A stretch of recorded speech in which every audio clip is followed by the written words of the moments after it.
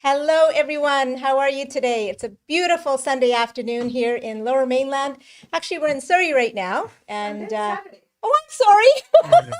It happens. Oh my God. I used to do this on Sundays. So you know what? Habits. You have to break those old habits. Oh, gee. Thank you for catching that, Simi. It is Saturday. You know what? I have so much fun on my days off that I even forget what day it is. So yes, welcome to our new Close Look Connection program, our live stream podcast here. And it is Saturday afternoon. We are starting shortly after 4 p.m. here. Again, we apologize for the delay. You know how it is with technology. We are just trying to get everything set up on live here. But again, welcome. We are so excited to have this episode here today, and we are even more excited to have you join us. Give me about 10 seconds here while I get the link out to all of my family and friends, and I want all of you to join us. Join us live on YouTube, and you can probably get the link through Facebook as well. So here it comes. It's coming to you right now. So give me 2 secs here, folks. We're getting studio built. Don't mind the noise in the background. We do have some construction going on here. So give us just It's a good week. about a minute. Yes, it's life, you know. And did you get the link yet? I know. You know what? I Get this haven't. back to you. And just give us 1 minute here, folks.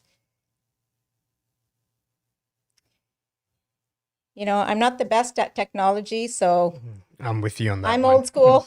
But we are getting there. People are getting their cup of tea. Yes. Let's grab some tea because it's that kind of day right now. And we are starting very shortly. All right. So please do join us. Grab a cup of coffee, tea, hot water with lemon, whatever it is that you like.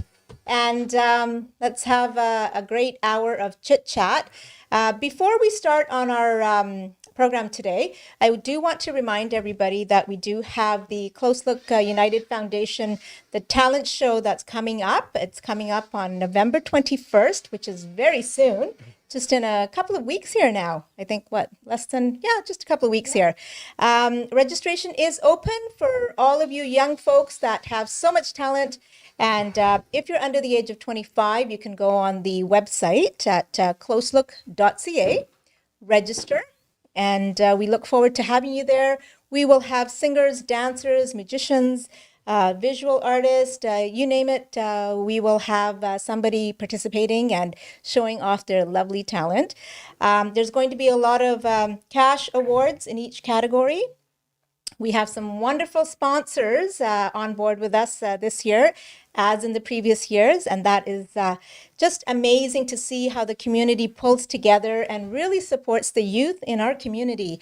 And, it's the mainstream community here that is coming together and really helping out the youth. And I think it's very important for community. They say it takes a village to raise a child. I agree. You're a parent as well, as am I. And we all know how difficult, especially in this day and age, it is to raise a family. And, if you can support, motivate, mentor, coach the young folks out there, it's so rewarding, and it's just it's one of those good feelings that you get. It's a great feeling, actually.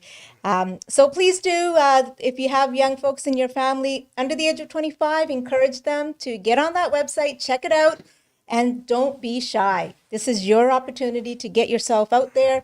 And you know what? It doesn't matter how well you do or what you do. It's just do it. Just get out there and do it. So again, welcome, and thank you for being patient with us. The other thing I wanted to bring up was you're all probably aware of, we have the Close Look magazine. I don't know if you can see that there, if I'm holding it up for you. We've had various issues come out already. So this magazine, Close Look, it is presented by the young folks that work with this organization, this nonprofit organization. Close Look is a nonprofit organization that helps the youth in our community, again. And it is these lovely youth that come up with the topics, and they are the ones that write the articles. So they look after the magazine from start to finish, from getting out there to getting the story, writing it up, and getting it printed. And they've done some amazing work.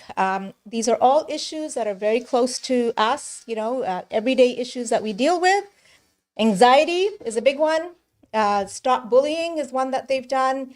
On homelessness, and our most recent one we've done on, that is the one on homelessness. And, it's a magazine that it's all about inspiration, it's about your lifestyle, and it's about speaking up. So again, we are encouraging everyone in the community to support the magazine, support this nonprofit organization, and support the youth.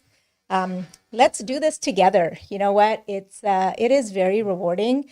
I don't want to keep saying that, but when you're out there helping the community, and more so the youth, they're our future. Whatever we do for them, we're going to set that foundation for them, from a very young age. And whatever we can do to help them, we've all gone through our hardships. As you all know, I'm in my 50s. I've kind of lived my life. I've gone through a lot. But if I can teach, or not teach, but if I can share my life experiences and, allow the younger generation to hear the hardships that we've gone through or that our parents have gone through, perhaps we can help them in such a way that they don't have to encounter those hardships. The generation of today, they have their own different hardships that they're going through. But together, you know what? We can get through this journey and just make life wonderful. So before I get too emotional on that, I want to introduce my lovely guest here. And if you haven't had the opportunity, go on to closelook.ca. You can check out the magazine. So this is the latest one. And if you go to page 25, we have an article on this handsome young man that is sitting next to me. And I'm going to just tell you who he is, and then I will let him introduce himself. But before we go there, I did want to mention that today's topic is talking about entrepreneurship. And what is that? You know, that it's such a big word. So I'm not going to speak too much on it. Basically, for me, what does that mean? Entrepreneurship, being an entrepreneur, it's somebody that has their own business or has created their own business. And basically, you're taking all the risks on yourself, but you're also reaping the rewards. So today we have an amazing, young, talented entrepreneur. Without further ado, please welcome Inder Dami. And Inder, I am so excited to have you here today. Welcome. No, thank you so much, Sandy. First of all, I wanted to thank everyone, especially you and Close Looks, for giving this opportunity to, be on this channel. It means a lot. And it was amazing what you said earlier about it takes a village to raise a child. I have 2 kids of myself.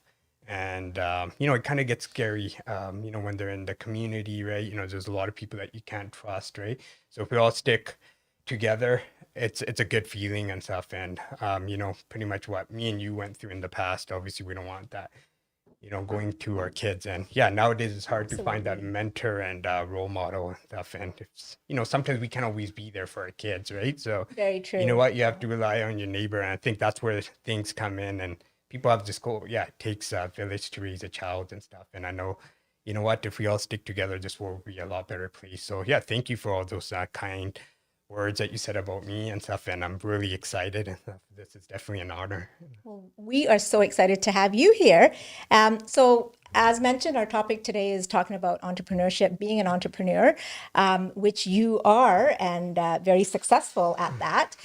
So tell me a little bit about yourself. First of all, if you want to share the name of your company, because nobody knows yet what we're talking about, and how you started and what got you going on this. My company is called Suited with ID. I've been in this for 2.5 years.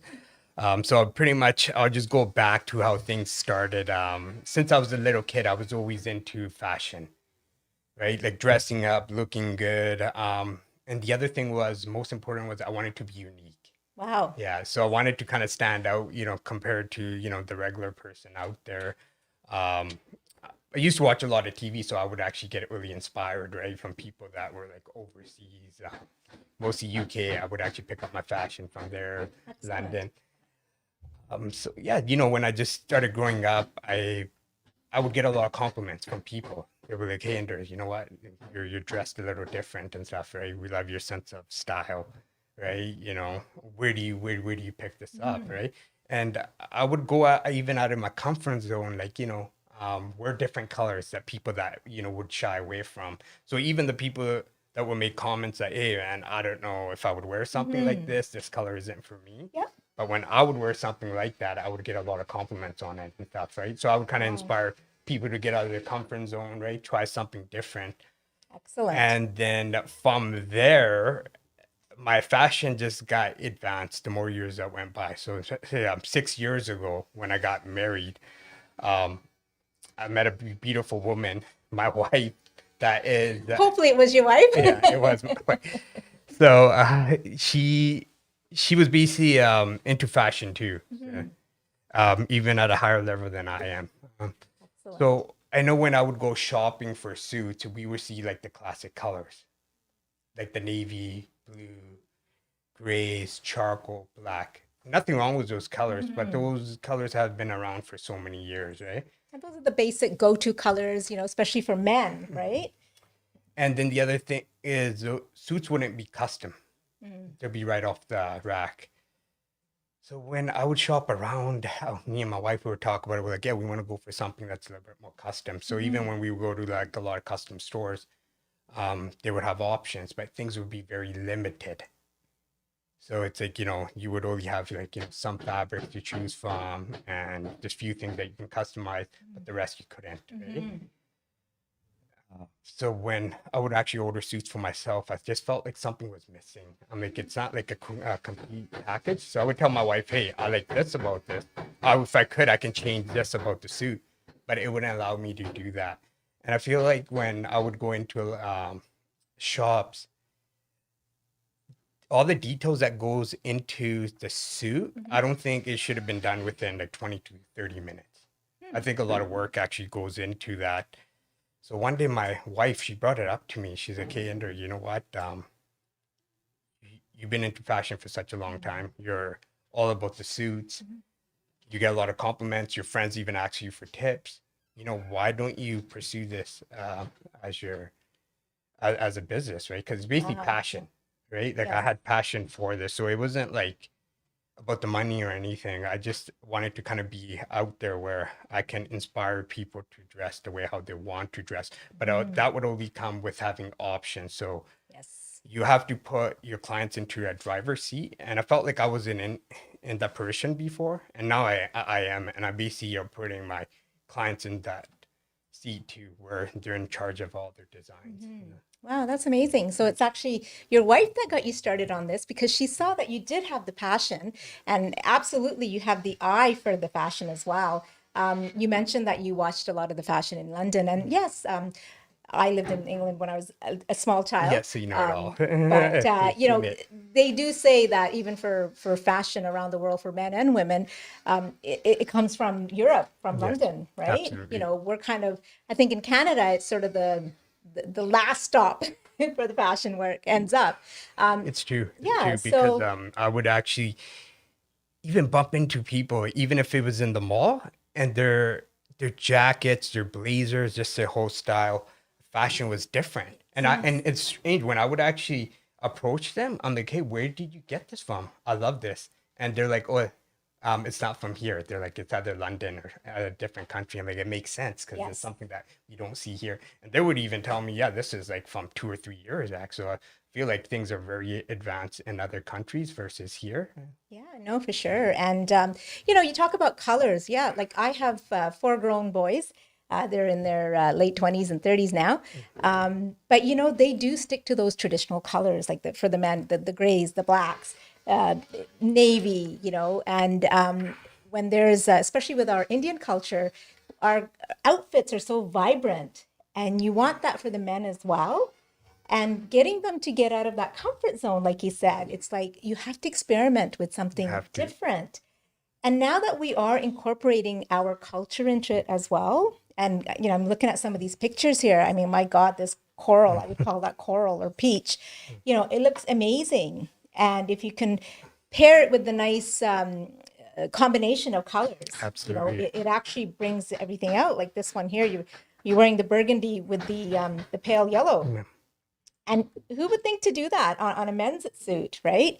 But it just looks so sophisticated, and it actually it just brings out that personality in you. And that's what it is. And that's why my company's name, Suited with ID, it's identifying your identity and stuff, right? So basically it comes with your personality. And it's a good point that you mentioned earlier. You have to basically come out of your comfort zone. But also what happens is about those classic colors that we talked about earlier, people just been used to that for a long time. So they sometimes they're scared to really like try new things out, or they have to see others wear those colors first, Yes. right? Yeah. Because they don't know how it's gonna look on them, and it doesn't mean it's gonna look good on them as much as the other person. But I can promise you this much: when you have over 800 selections of fabrics, that's how much I carry. There's something for someone. And that's Yes. there is. Um, But I think too, like sometimes, and just in general, I think for men, because women tend to have a bit more of a fashion sense, let's say, like in terms of, you know, the color spectrum on what they can use and stuff. But men are like, well, I don't know, you know, what should I wear? Like with black, you can wear anything pretty much. But like you're wearing gray, like, you know, what goes with gray? There's so many different colors. You've got the purple going on, the black, the white. But you know they don't know how to color coordinate. yes. So folks can actually come to you and say, hey, listen, I don't know what's going to look good on me, and then are you able to help them out? Absolutely, that's a good question. And that's one of the reasons too why I started this company, because it's not like a 20 to half an hour, consultation where we're Mm-hmm. like, okay, you know what, this is you, you're done. We go through all the fabrics. I basically get to know them. I pretty much get to know, who they are. What do they feel comfortable with? What are the colors that they don't like? Right? Yes. And even if somebody wants to go simple, but they still want to stand out, there's a way for that. So what we do is just imagine if I was wearing all black, Right. you get a pocket square that has a pop of color, and that just makes a big difference, right? It And from does. and from there, what happens is you basically create a good experience for them, where they remember for the next time. And by then, which I have actually witnessed in the last 2.5 years, when clients come back, they're able to step their fashion level up one notch high. Right. Now they're Yeah. becoming, and you build that trust with them too. You build that relationship that, hey, if I'm going to go to this individual, he is going to look out for me and he is going to do what's best for me. And as they always say, the client or the customer is always right. So you have to do everything to make them happy. Absolutely. I'm sure you've experienced, maybe you've done up an outfit for somebody and they just weren't happy with it. Maybe it's not the color that they thought that would look good on them. What do you do in that situation? Like, do you help them out and try to come up with an alternate solution for them? Absolutely. And I'll be honest, all of my clients have been happy, but yeah, there always been like, recommendations where, Yes. one thing could have been probably better, right? Or they're like, hey, for next time, we'll try this out, right? And that's how you get to know them, right? But no, with my clients, like, they're pretty much in the driver's seat from the starting till the end, right? So we go through the fabric selections, even the buttons, the way how you want your lapel style, Perfect. and even the design, right? So those are the things when you don't leave a lot of things in your client's hand, I feel like that's where they're gonna be disappointed, right? Yes, yeah, and like they said, they're coming to you for that advice, that personal touch. And again, I can speak, having boys that are big. I find that when they go out to a regular suit place, the biggest complaint I hear from them is because they go to the gym and they're bigger in the shoulders and they're sort of narrow in the waist and they want that fitted look, but they can't get that. Either the shoulders are too big or, then it's big in here. And then you end up spending so much money trying to do the alterations, trying to get it fitted. So why not do a custom made suit? I mean, it makes so much sense, right? Yeah, and I can expand on that. So what you just mentioned is a valid point. The good thing about doing custom is, I'll give you an example. You can even spend $2,000 on the suit, but it's not custom. Yes. And then you can spend 500 to 600, $700, $800 on a custom suit where the fit is good. So what happens is the $2,000 suit won't even stand out at all. So you just pretty much spend a lot of money. It's a great suit, but it's all about the fit, though, Yes. right? That's where you're gonna stand out in public, and your body frame would also show. Yeah, no, because I mean, That's that's actually the most important and stuff, Yes. and that's obviously one of the reasons why we wanted to take the custom route, right? and gone are the days when, sorry, do we have a comment? Question? Did you go through a rough time, or did you basically fail before you could succeed? And how did you overcome that? That's a very good question. So basically, with COVID, as we all know, a lot of businesses they slowed down, and in fact, a lot of businesses actually shut down. And nobody expected, things like COVID was actually going to exist. But just growing up, I've seen a lot of people actually struggle. Even the people that I actually look up to that are my idols. So I always learned one thing: in order to be successful, you have to take falls. And you go through the struggles, the hard work. You're gonna have a lot of people that tell you that you're not gonna be able to do this. But you know what? I feel like that just should build like firing you and stuff, where you kind of want to prove people wrong, and you do it for yourself. And when something is your passion, nobody can take that away from you. So yeah, I mean, I never was at a point with this business where I'm like it's gonna fail. It wasn't a question and stuff. I know I was going to be successful, but I know there was going to be ups and downs. And it's basically came down to my mentors because growing up, people took me under their wings and stuff. And I learned a lot from them, and I watched motivational videos. Excellent. So from there, it's like, you know what? I knew there was a matter of time when I was actually just pretty much gonna get on fire and stuff, right? When you let yourself down, that's fine, but you just gotta pick yourself up and stuff. And eventually, if you keep yourself on the ground for too long, I think that's where the problem occurs. So true. And I'm just going to expand on that. I mean, what is the definition of success? It's failing over and over Yes. again until you get to where you want to be, Yeah. right? So if somebody says they've never failed, perhaps they haven't, but we fail and we continue to fail until we get to that point where we're satisfied. And, now we're at that stage where we can say, okay, now we are successful. And I'm going to touch upon entrepreneurship because we promised you guys some tips and stuff like that. So I have a little bit of experience as well. Great, we'll be fun. We'll have a lot of fun with this. Yeah, actually. I have a passion for being an entrepreneur as well, and I've got a couple of things on the go right now. But I want to hear from you, Inder. Let's give some tips out there. I mean, obviously, what does it take to start your own business? So again, there's a difference between owning a business, operating a business, as opposed to being an entrepreneur, right? A business is something like a franchise or something that you've bought and you can just run it with, whatever's there. An entrepreneurship is something that you started from the ground, up, and it's your idea, it's your passion. So let's go back and talk about, you mentioned that your wife came up with the idea. Yes, absolutely. But from that point on, then, what did you have to do to get to where you are today, to get your company established? Yeah, so that was quite a bit of struggle because you basically have to build a foundation now, and building a foundation is like the toughest part. So what we did was me and the wife, we actually started doing a research. We started to find out what fabrics are like out there and stuff, and those are basically Italian. I don't think nothing beats Italian fabrics. Okay. So from there, we had to go find distributors, right? Second was tailor. That was like the hardest part. So we actually traveled to India because that's where our suits basically get stitched. So our fabric comes from Italy. Italy, it goes to India, and India is where all the work happens.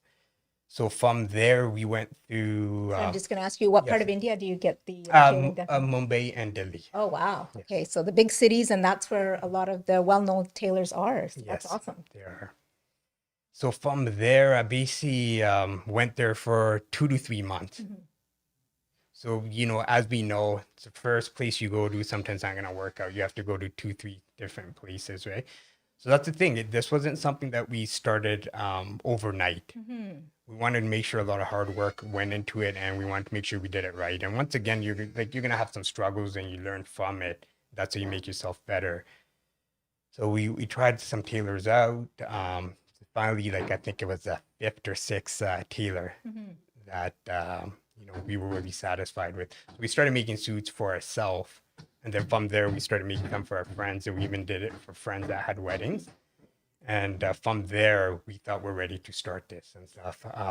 But even before starting, it's like we had to pretty much get a supplier for our fabrics, a reliable one too, because you want to make sure you're meeting the deadlines for our clients. Which is very important, especially when it's cutting it close to like a special event. And if their outfit doesn't show up on time, That's worse. oh, that is you you never never want to want be in that. that position, right? And sometimes, like you said, things happen, but most people are understanding. But yeah, so now you figured out that you're gonna use Italian fabric, and that is the only fabric that you use for the moment. Yes, that's the only fabric that we use. And you finally found this perfect tailor in Mumbai and in Delhi. Yes. And again, that was trial and error, right? It you is had to all go trial. through a few, and then you found the one. You probably use a couple, I'm assuming. Yes, I do use a couple. That's why it's Delhi and Mumbai, right? But yeah, my main one's in Delhi, right? Excellent. That's the one that we use, and you always got to have a backup because as you mentioned earlier, you don't want to have your suit coming in after the event, right? So when we get really busy, we have to go to a second source and stuff and pass things over to them. So it was one of those things where it took us almost a year to be happy with our tailor, and then we launched our business. So it wasn't something that we did overnight. I think when people rush into things too fast, right? There's big struggles and stuff, and yeah, you are setting yourself up for failure and stuff that way. And it doesn't mean that, like you have to fail to succeed, right?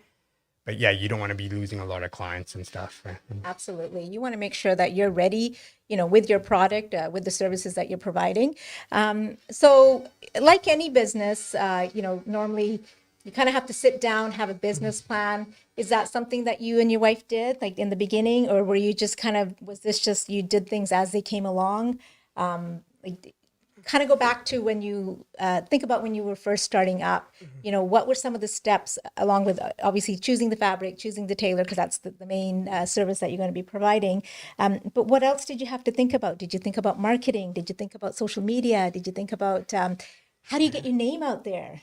Yeah, you know what? That we did. We thought like the most important thing was word of mouth, right? Because we're part of this community where it's a big network, right?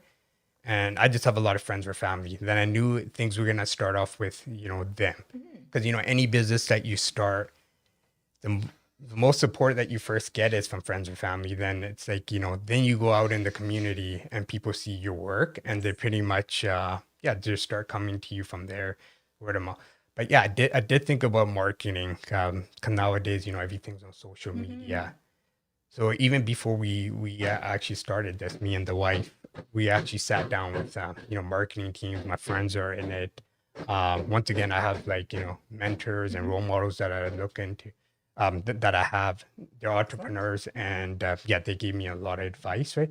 So it's one of those things. We got a lot of support at the beginning. We were actually really amazed. Awesome. So you did mention and you're very fortunate with your business, the type of business that you have, that you can rely on family and friends. But there are services out there, or, there are entrepreneurs out there, certain things that sometimes you can't go to family and friends. And then you just have to put yourself out there, right? So again, word of mouth is very important. My piece of advice sometimes is, yes, it's great to rely on family and friends. And if you have a product like that you can. But for other businesses, maybe you can't. And that's where you want to take advantage of your marketing skills, or get somebody to do that for you.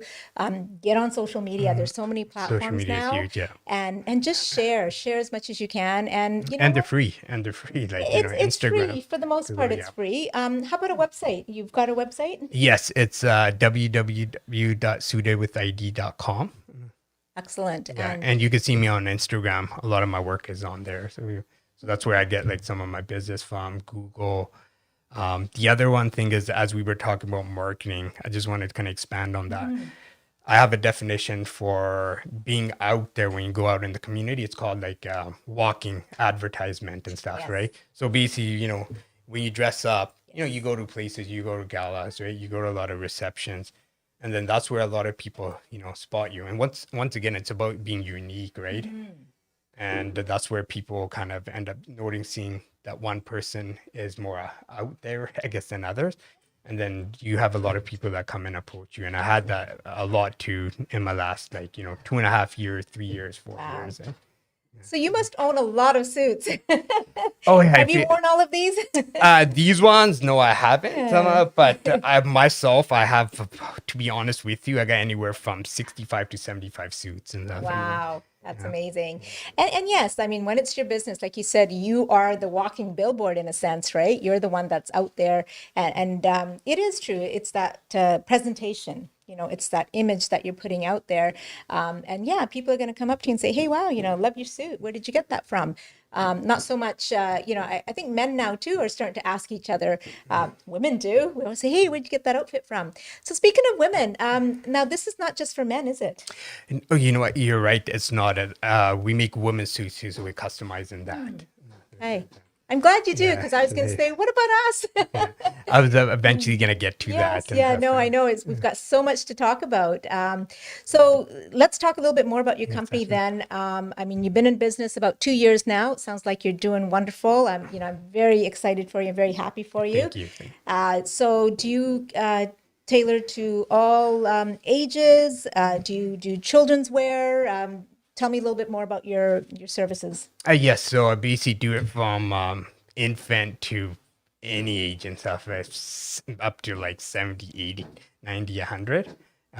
Yeah, I mean, our clients all varies and stuff. It's from males, females, right? And it's a good thing that you asked that question because we have a lot of families that come to us and they're like, they want the matching outfit, right? For like their little kids too, right? And especially when you have big events. Yes. So we just wanted to make sure that we were able to cater this to like all ages, females and males. And yeah, like I said, once again, it's all custom and stuff. So like there's a lot of selections.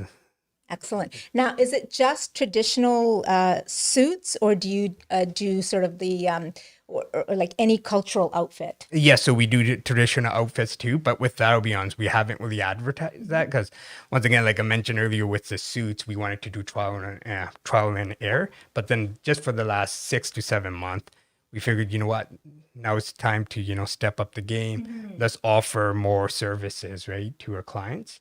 And so that's one thing that we're going to be launching soon, like in the new year. Excellent, because you're seeing a lot of the fusion, the mix in the fashion, where you're getting sort of the Uchkin type or the high collar type. Yeah, I don't know the Mandarin- actual words for what they're called, but I just know what they Mandarin look like. collars, yeah. The Mandarin collar. So it's nice that you can incorporate some of that style. And again, like you said, it's the client is coming to you and saying, hey, this is what I want my outfit to look like. Can you help me out? Absolutely. And that's one thing that we do with all of our clients. We basically tell them, hey, even come up with pictures or designs that you guys want and we'll make it happen. Sometimes the hardest part is just choosing the fabric. Yes. Once you choose a fabric, any design, any style you want, we can create it. And that's where the clients, they get very surprised about that. They're like, seriously, you can do that? And they don't even know what styles and designs are out there. So we basically show them pictures, right? We have portfolios too, diagrams where everything is on there, and they're like, yeah, we didn't even know something like this exists. Yes. So that's one thing that we even do with our clients, because it's not like a half an hour job, but I'll be even with my clients for 2 to 3 hours just customizing and designing their outfits. Excellent. So just going back to entrepreneurship, starting up your own business here, you come up with a unique idea, you've got this passion for it, and now you got to sit down and figure out, how am I going to make this work? Right? You've talked about that. I mean, you've had a lovely partner helping you out, which is wonderful. And sometimes you have family that helps you out and sometimes you don't. So the next step is, you want to sit down, you want to do up a business plan for yourself, right? Because as you know, anything that you're going to do out there, you're going to require some funding for it. Absolutely. So maybe talk a little bit about, if you can, when you thought about this idea and starting up the business, and like you said, you have to go purchase the fabrics. The fabrics, yeah. You got to pay the tailors, and are you taking deposits in advance from your clients, or let's talk about the money part of things. Like, how did that work for you, and how did you go about? Did you go about getting any kind of loans to start up with, or how did you? Whatever you're comfortable sharing. No, How do you absolutely, start yeah. up a business like that? So the way how it works is to start off a business, at the beginning, you just have to have a lot of options and stuff. So if I mention, as you guys know, I mentioned earlier, we have 800 fabrics. So with those 800 fabrics, those are all not purchased. So they're all in a fabric book. So basically, I found a supplier. When you find a supplier, there is, they actually require a certain amount of orders. Okay? So you basically need money for that. The startup cost sometimes at the beginning is a lot, like the office, you got to do a lot of rentals. So yeah, it definitely, it did cost quite a bit because we wanted to make sure that we were able to give a lot of options and selections to our clients where they wouldn't be able to, go home empty handed. Yes. So once again, had to buy a certain amount of fabrics, right, to build that relationship with the supplier and the distributor. For me, even before I got into this, I've been a support worker for the last 14 years. So a lot of money came from there. And obviously, there was like a certain amount of loan that I had Your to own take it. income. You had your own. I had on my own. I think like all of us, you kind of have to have a backup 9-to-5 job or an income that you can work off of, and then slowly build up the funds. And sometimes you have to go out and get a loan from the bank and use a line of credit. So any kind of funding that you can find to support your new business. There's nothing wrong with going out and getting loans. Well, if you look at successful entrepreneurs, they all started from the bottom, as we Yes. know, right? So, in order to make money, you have to invest money, right? Yes. And if that's what it requires for you to go get a loan from the bank or family or whoever it is, that's the route you gotta take. Because at the end, you don't want to have any regrets, right? Because there's a lot of people that are unfortunate that have a lot of skills and talent, and they wanted to do something in life, but it required obviously a funding for it, and they weren't able to get that. So those are my things. It's like, hey, you know what? Take a risk and stuff if you have to. If you're really passionate about something like that, it is gonna pay off at the end. And it's taking a calculated risk. I'm a very big risk taker, but it's also what I say, it's a calculated risk, right? So it's like anything, you got to write down the pros and cons. Yes. What are the pros of what I'm going to do and what are the cons? And then you find a way to get to your destination. Absolutely. You're going to find that funding. You're going to find that support. You're going to find that mentor. You mentioned that you had mentors along the way. So I'm sensing that you had this sort of passion within you for the fashion Yes. as a young boy. Where did that come from? Was it the people around you? Was there a role model? Where did that come from? Yeah, have like older cousins that I looked up to since I was like a little kid. I was into like, working out a lot, and that came with, looking up to like the older cousins once again.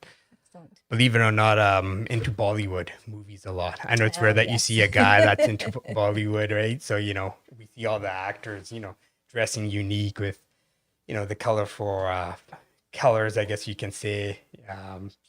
So those are the people that I actually looked up to. And then, you start getting these ideas that this is something that you want to do, and you get inspired by them.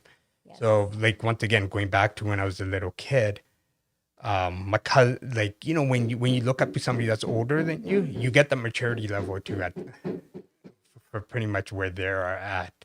So even like now, I go up to them and I basically ask them for advice, right? Because there's always a blank there's a spot that's always blank, Yes. and they usually fill that in for you. Awesome. Yes, Bollywood. I love Bollywood, and they absolutely, I think all the movies inspire us, right? So it's amazing. All right. So I think we are just about the end here. And well, before we do close, what is it that you would like to tell the listeners, our lovely people that are following us here? Do you have a motto or something in closing that you want to inspire somebody with? Any words of wisdom that you want to leave behind with us? I just want to say this. I love Kobe Bryant. Kobe Bryant, as we all know, the basketball player that unfortunately passed away. He's basically like a role model to me. I actually enjoyed his inspirational quotes a lot. So there was one quote is like, the most important thing is try to inspire people to be great in whatever they want to do. So on that, I want to expand. If people have any dreams or goals, you know what, go for it. Because tomorrow you don't want to have any regrets. And I know in our community, a lot of people are going to tell you just certain things that you don't want to do. Your parents, your friends, they want to tell you this is best for you, right? But what I always say is follow your passion, right? Your passion is going to take you a long way. And especially if, you want to be happy, other people are going to feed that energy from you. You don't want to do something that somebody tells you to do, and then next thing you know, it's just going to bring you down in life. No, that's great advice. Great quote. Absolutely. That's one thing I always say. And, I kind of started later in life, but, follow your dreams, right? Otherwise, life is too short, and you don't know what tomorrow is going to bring. You might not Agree. have that opportunity, right? So if you are so passionate about something, get out there and do it. What's the worst thing Absolutely. that's going to happen? You might not succeed today or tomorrow, but eventually you'll get there. And just like our wonderful guest here, Inder, you are going to follow that dream and you're going to be successful. And you could be wearing one of his suits and sitting right here next to us and talking about your success stories, because we would love to hear about it. So in closing, I'm going to remind you again that you can see the full article on Inder and his journey here in our magazine, Close Look, which you can find on closelook.ca. So check it out. Check out the magazines. Do support us. Give us some feedback. Let us know what you think of the magazines. As mentioned, they are all produced from start to finish by young adults from our community. And let us know if you have any feedback on our website, on the upcoming event, on our shows here that are now on Saturdays from 4 p.m. to 5 p.m. on Close Look Connections. And yes, please do stay connected. You know what? We always love to hear your comments, your feedback. Anything that we can do to provide a better program, better service for you, we'd love to hear from you. Thank you so much. And thank you, Inder. It's been such a pleasure. Yeah, thank you so look much. Absolutely amazing. I can't wait to see your other outfits. And I know you're going to be at our talent show. Yeah, I'm looking forward to that. It's a great cause. November 21st. And maybe I'll get to see some more of your stuff there, right? Yeah, absolutely. I'm sure we're going to So- be seeing each other often, right? So there's Yeah. other times. So talking about the talent show, which is on November 21st, as mentioned, please do register if you're under 25 years of age and you want to showcase your talent, which we know you have.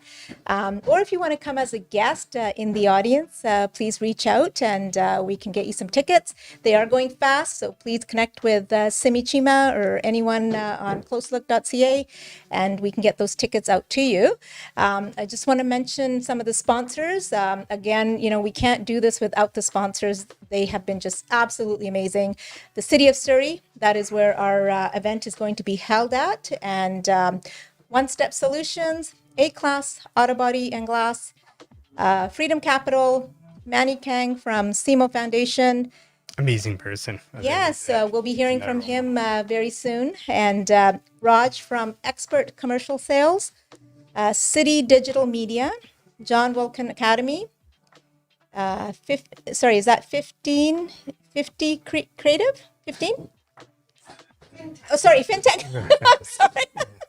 Yeah. I'm not wearing my glasses. Yeah. I'm gonna have to put this back. Ideal Signs and Printing. Sorry, that was FinTech Creative. Onyx LED Floor. Cole Isaac Back on Track Recovery Society. Renee Sandu. Denny's Uprise Reality.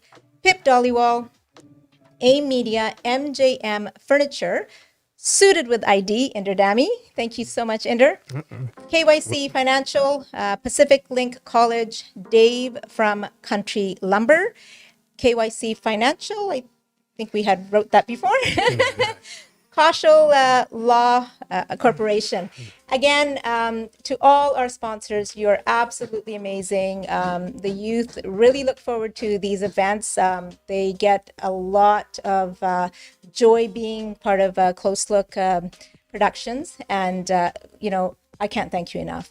So on behalf of Simi Chima, on behalf of Close Look Productions here, thank you so much. We look forward to seeing you on November 21st, and I will be there, Simi will be there, and so will all the young folks. So let's have a wonderful evening. Inder's going to be there. Oh, yeah, absolutely. Yes. I love it. I'm looking forward to And- this amazing cause. And yeah, we don't shy away from I supporting think I even heard that I might even get to see some more of your suits on that day. Yes, so I do have like some guests that are being going to be coming to the show. Excellent. Or I guess, sorry, to the event. That's awesome. So once again, thank you so much, Inder. It was an absolute pleasure having you here and learning about your journey. And I appreciate that you shared some of your information there with us. And we will see you on the 24th. Yeah, we'll see you then. And thank you once again. Appreciate this opportunity and your time. It means a lot. You're so welcome. We have to thank Simi Chima. Thank you, Simi. Yeah, thank you. Have a wonderful evening, folks. And we will see you next week, same time, same place. And we will see you on November 21st. Take care.